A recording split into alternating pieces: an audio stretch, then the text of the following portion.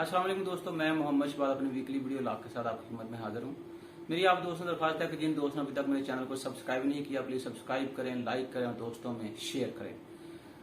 तो दोस्तों आइए आज हम बात करते हैं अवाम दोस्त बजट की। ये कितना दोस्त है अवाम का और अवाम को इसमें कितना रिलीफ मिला है। अगर आपको याद हो तो इस गवर्नमेंट के मंशूर में ये बात शामिल थी, बल्कि इन्होंने इस चीज का ज्यादा शोर मचाया था कि पिछली गवर्नमेंट की पिछले 70 साल से उन्होंने हेल्थ और एजुकेशन के ऊपर कोई फोकस नहीं किया या शायद उनकी प्रायोरिटी नहीं थी। तो जब हमारी गवर्नमेंट आएगी तो हम एजुकेशन और हेल्थ जो है इन दोनों सेक्टर्स के ऊपर भरपूर तवज्जो देंगे। और ये चूंकि आवाम की बुनियादी जरूरियात में से दो जरूरियात जो हम बहुत अहम कंसिडर करते हैं उसके ऊपर हम फोकस रखेंगे। अब जाहिर सी बात, जब बुनियादी जरूरियात की बात होती है उसमें अशिया खुर्दनोश जो हैं उनकी अवेलेबिलिटी और सस्ते दामों अवेलेबिलिटी वो भी एक जाहिर सी बात प्रायोरिटी होनी चाहिए। और जब तक अशिया खुर्दनोश सस्ती कीमतों में ना मिले या एजुकेशन की सहूलत जो है या हेल्थ फैसिलिटीज जो हैं वो सस्ते दामों में ना मिलें, तो फिर मैं नहीं समझता कि गवर्नमेंट की जो डायरेक्शन है वो ठीक है या गवर्नमेंट अवाम की प्रायोरिटीज को ख्याल में रखे हुए। बजट से पहले अगर आपको याद हो तो मैंने एक वीडियो लॉग में ये भी कहा था कि शायद इस दफा बजट थोड़ा बहुत डिले हो जाए, और वो डिले हुआ। उसके बाद बजट से पहले बहुत सारे लोग ये भी बातें कर रहे थे कि बजट जो बजट में दावे किए जा रहे हैं बजट के बाद शायद वो दावे जो हैं सारे पूरे बजट के बाद शायद वो दावे सारे पूरे ना हो। और सिचुएशन जो है मेरे ख्याल में आप भी देख रहे हैं तो बिल्कुल वैसे ही है कि जो बजट में कहा गया था बजट के चंद रोज बाद ही बल्कि दूसरे दिन ही वो चीजें उलट होना शुरू हो गई। या हम ये कह सकते हैं जो बजट में दावे किए गए थे, या हम ये भी कह सकते हैं कि बजट के मुनाफी असरात जो हैं वो आवाम को नजर आना शुरू हो गए हैं। मसलन अगर हम थोड़ा 3 साल कारकर्दगी को देखें तो इसमें ये भी हमसे वादा किया गया था कि हम पॉवर्टी खत्म करेंगे, लेकिन पिछले 2 सालों से बल्कि 3 सालों से आप देख लें कि 2 करोड़ से ज्यादा लोग जो हैं वो पॉवर्टी में से निकलने की बजाय मजीद गिर रहे हैं। इसी तरह ये भी हमें कहा गया था कि हम बिजली की कीमतों में कंट्रोल रखेंगे। मुझे वो भी आज भी याद है वो जलसा जहां पे हमारे प्राइम मिनिस्टर साहब ने बिजली के बिल फाड़ दिए थे। तो आज बताइए कि हम कौन कौन से बिल फाड़ें? क्या आज से 3 साल पिछले बिल फाड़ें, या जो आने वाले महीनों में बिल हमें महंगे दामों आएंगे वो हम फाड़ें? क्या करें हम? क्योंकि जिस तरह का आप मोराल सेट करते हैं वो जाहिर सी बात है, हम जब कोई मोराल सेट करते हैं तो हमें ये भी देखना होता है, देखना चाहिए कि शायद ये सिचुएशन आने वाले वक्त में मुझे फेस करनी पड़ जाए तो फिर क्या होगा। लेकिन हम चूंकि वो जज्बात में बह जाते हैं और चूंकि ये पॉलिटिकल स्टंट होते हैं तो फिर हम बहुत सारे ऐसे अमल कर जाते हैं जो बाद में शायद हमें अफसोस हो, लेकिन चूंकि वो सियासी स्टंट होते हैं इसलिए फिर हम उसके ऊपर अपना अफसोस का इजहार भी नहीं कर पाते।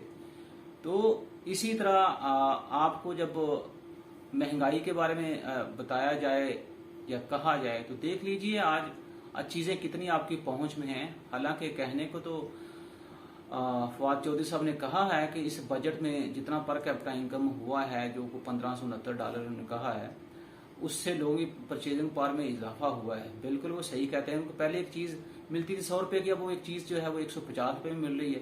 तो कहते तो ठीक है परचेजिंग पावर में इजाफा हुआ है, लेकिन वो साथ साथ ये नहीं देखते कि परचेजिंग पावर कौन सी है जिसमें इजाफा हुआ है।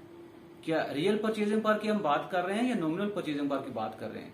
अब जैसे मैंने आपको बताया कि एक चीज जो इससे पहले 100 रुपए में मिल रही थी अब 150 में मिल रही है, तो इसका मतलब ये हुआ कि जो चीज की असल कीमत है या असल कदर है वो तो पहले से गिर गई है, मगर रुपया जो है आपका पहले से सस्ता हो गया है। हाँ, आप जिस परचेजिंग पावर की बात करें जो कि आप डेली नए नोट प्रिंट कर रहे हैं, मार्केट के अंदर मनी सप्लाई फैला रहे हैं, तो उससे जाहिर सी बात है महंगाई में इजाफा होगा और वो इजाफा जो इसी फॉर्म में नजर आएगा आपको। हाँ, दूसरी तरफ आप ये कह सकते हैं कि जहां एक आम दिहाड़ीदार मजदूर जो था उसकी अगर दिहाड़ी 600 रुपये आया तो वो अपने 700 या 800 कर दी है।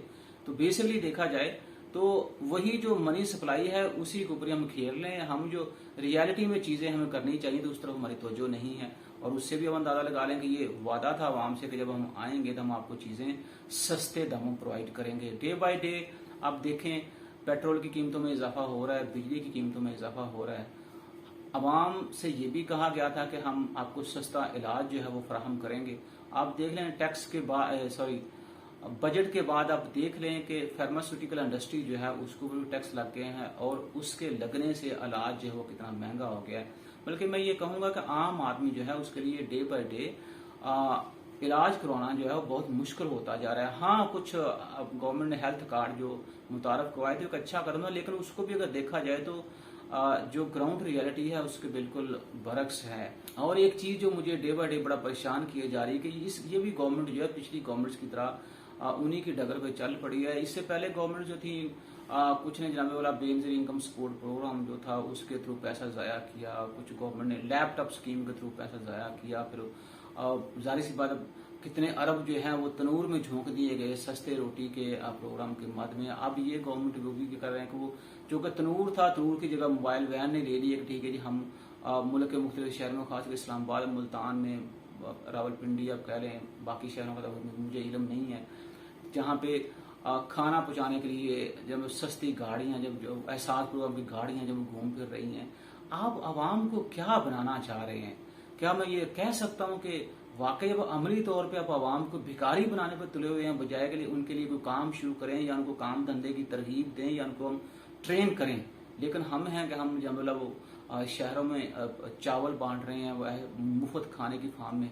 आप ये मूवमेंट या देहात की तरफ क्यों नहीं लेके आते कि 60% से ज्यादा पॉपुलेशन आपका देहात में रहा है, लेकिन आप सारी चीजें जो है वो शहरों के ऊपर मुहित करके बैठे हैं। कि आप ये समझते हैं कि सिर्फ शहर जो है वही पाकिस्तान के अंदर शामिल हैं, या जो देहाती हैं उनका कोई हक नहीं है कि गवर्नमेंट की इस तरह की जो फैसिलिटी, आल दो मैं कह रहा हूँ पैसा जाया हो रहा है, लेकिन उस फैसिलिटी से वो देहाती लोग जो हैं वो भी फायदा उठा पाए।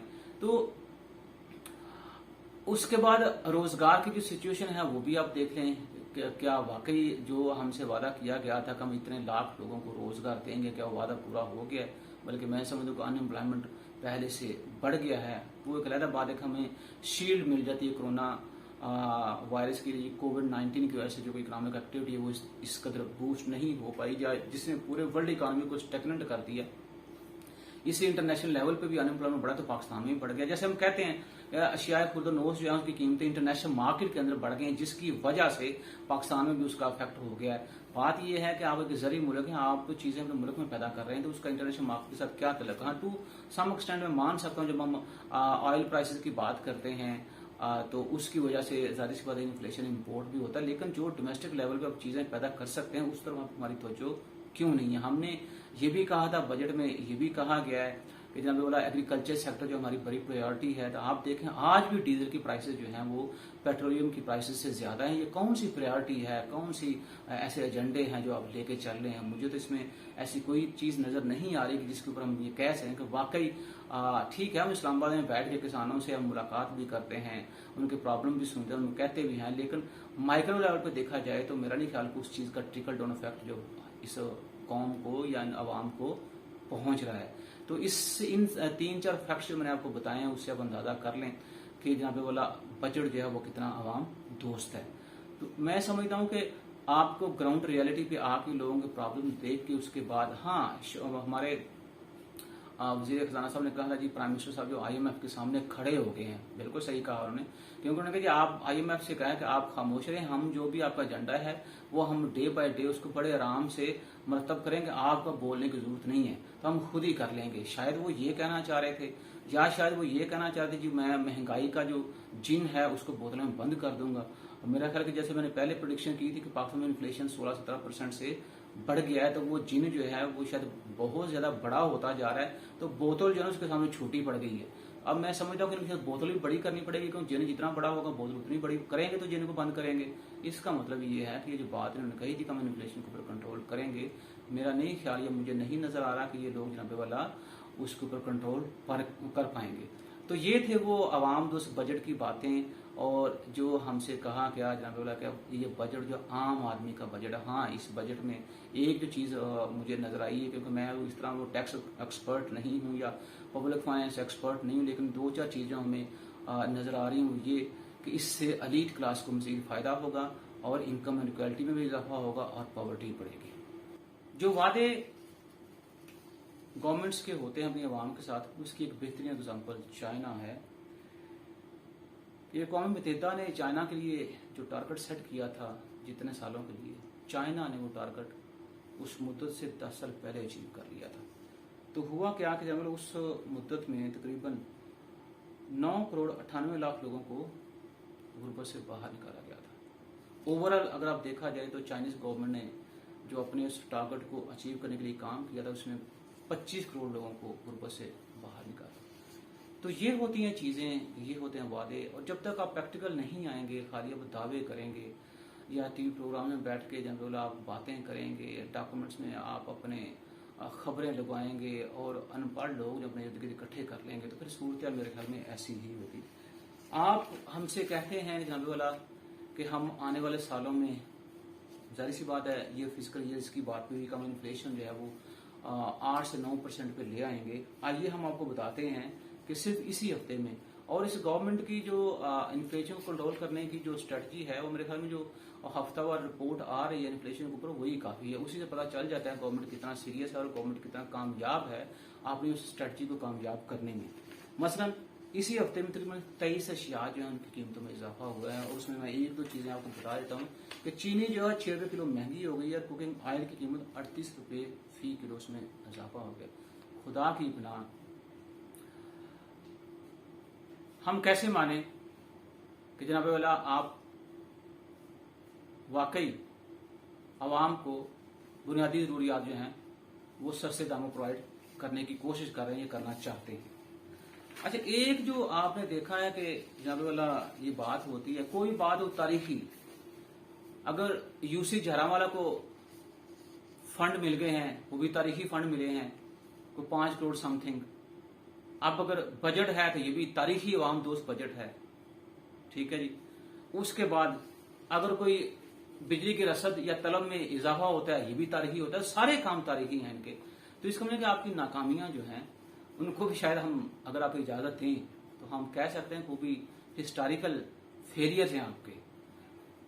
मुझे अच्छा बड़ा याद है, ये पिछले हफ्ते पासपोर्ट्स की रैंकिंग हुई है, कोई इसके ऊपर बात नहीं हुई। और मुझे वो भी वक्त याद है कि जब हमारे एक बड़े फाजिल दोस्त जनाब वाला पाकिस्तानी पासपोर्ट की रैंकिंग को एक स्टेप ऊपर आई थी, उसके ऊपर उन्होंने बड़ा शोर मचा दिया था। अब पिछले 2 साल से वही पासपोर्ट रैंकिंग जो है वो स्टेगनेंट है, या कोई थोड़ी बहुत उसमें डिक्रीज ही आया है, इंक्रीज नहीं हुआ। तो क्या मैं समझूं ये कारकर्दगी है आपकी? तो एक छोटा सा, अगर जाहिर सी बात पासपोर्ट जो है उसके साथ इनकम पर कैपिटा और बहुत सारी चीजें जो है वो कैटेगरीज दी हैं जिसकी बेस के ऊपर रैंकिंग उसकी की जाती है। कोई बंदा इसके ऊपर बात करने को तैयार नहीं है। अब नहीं नजर आ रहा किसी को, जैसे पहले शोर हो रहा था जब उनके पासपोर्ट की रैंकिंग एक स्टेप बढ़ गई है तो पाकिस्तान जो दुनिया का पता नहीं क्या कुछ करने जा रहा है, क्या हो जाएगा। अब कहाँ हैं हम? अब हम उसके ऊपर बात क्यों नहीं करते? तो ये सूरत है। हाँ, एक जो अच्छी चीज पिछले दिनों प्राइम मिनिस्टर साहब ने की है वो ये कि उन्होंने कहा जी मैं आइंदा किसी निजी तकरीब में प्रोटोकॉल और सिक्योरिटी के साथ नहीं जाऊंगा। ये बड़ी अच्छी बात है।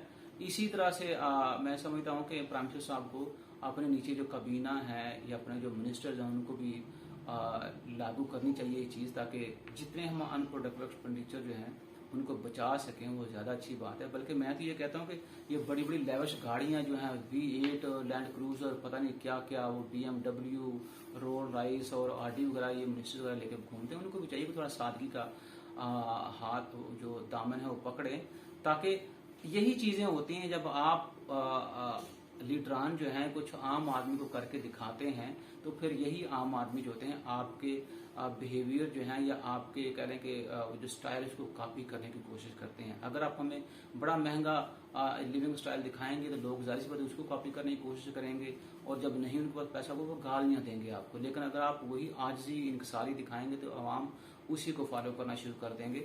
और ये एक बेहतरीन तरीक़ेकार है जैसे मैंने कहा कि अनप्रोडक्टिव एक्सपेंडिचर्स को कम करने का, और वो जो सेव शुदा पैसा है उसी को मेरे ख्याल में हम लोगों की फलाह बहबूद के लिए इस्तेमाल कर सकते हैं। खुदा